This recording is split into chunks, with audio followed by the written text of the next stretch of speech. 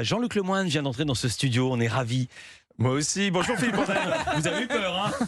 Oh, j'en ai ras le bol. J'ai eu le message, on m'a dit il est dans l'ascenseur. Tous les jours, Ça Jean-Luc. fait 5 minutes que je suis dans l'ascenseur. C'est vrai? On a fait un omnibus. Qu'est-ce que vous faites dans les ascenseurs? J'essaie de rencontrer des gens, de faire du lien social. Tous les jours, Jean-Luc, vous intéressez à un programme pour nous, c'est votre session de rattrapage. Et aujourd'hui, vous qui volez vers d'autres vies et d'autres ascenseurs, vous allez nous entraîner dans le monde fascinant du luxe.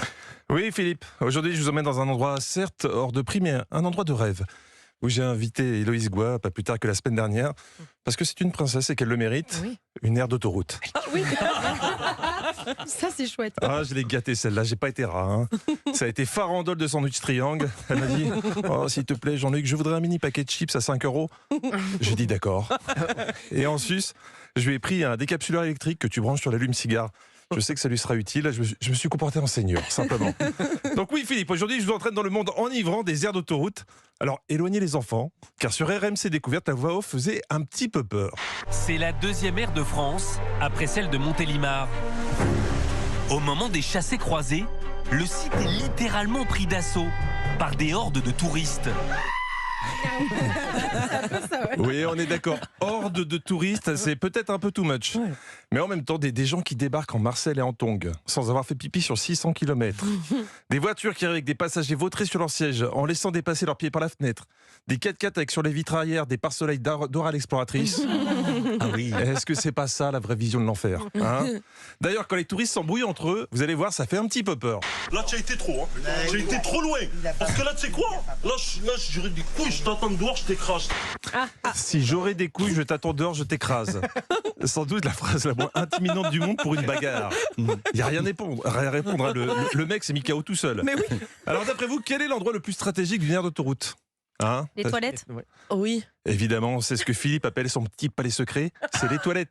Le directeur s'est fixé un objectif particulièrement ambitieux, les rendre plus agréables. Ce qu'on a fait ces dernières semaines, c'est qu'on a mis des orchidées dans les toilettes pour faire joli. Ça donne une touche de gaieté. On a changé nos appareils olfactifs et l'odeur, c'est frangipane. Oh là là. C'est pas vrai. Est-ce que c'est pas une idée de génie, ça? De mettre des orchidées qui sentent la frangipane.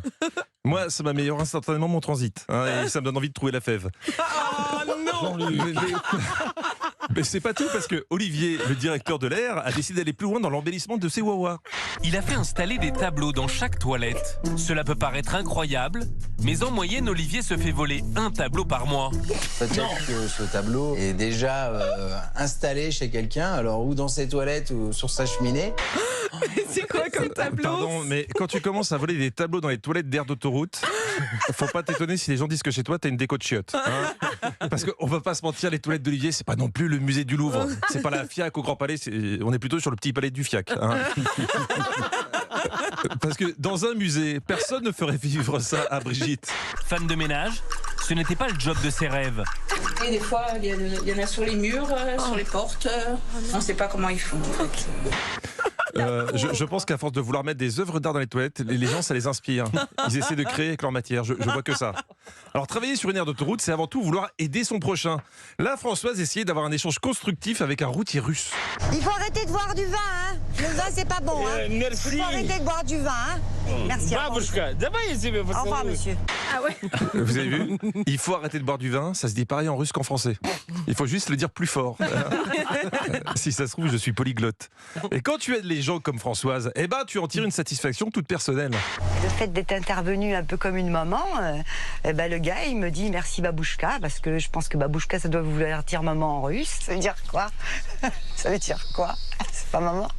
C'est quoi? Ça veut dire grand-mère. Grand-mère, c'est sympa. Ça lui va aussi. La prochaine fois, Françoise, elle sera cuvée le russe. Hein. Alors, pour tous ceux qui auront la chance de prendre des vacances et qui n'auraient pas envie de finir sur une aire d'autoroute, sachez qu'il existe des solutions alternatives. Pour éviter les problèmes sur l'aire d'autoroute, certains ont décidé de la fuir dès qu'ils le peuvent. C'est le cas de Jean-Paul, dit le chevelu. Oui, je sais, là, on a l'impression d'avoir zappé sur Faites entrer l'accusé. Oui. Jean-Paul le chevelu. Mais pas du tout. Jean-Paul, lui, il connaît des coins moins touristiques, des petits restaurants pour initier. Jean-Paul retrouve ici certains de ses collègues. Tous sont chauffeurs routiers. Ça va les alcoolos? ça va être sympa. Ah, c'est ça. Entre les orchidées à la frangipane et le repère d'alcoolo, j'avoue que mon cœur balance. Vivement les vacances. Oh là là, on est content que vous ne soyez pas resté coincé dans l'ascenseur, Jean-Luc. Vous serez de 16h à 18h avec Stéphane Bern sur Europe 1 et avec nous demain dans Culture Média, évidemment.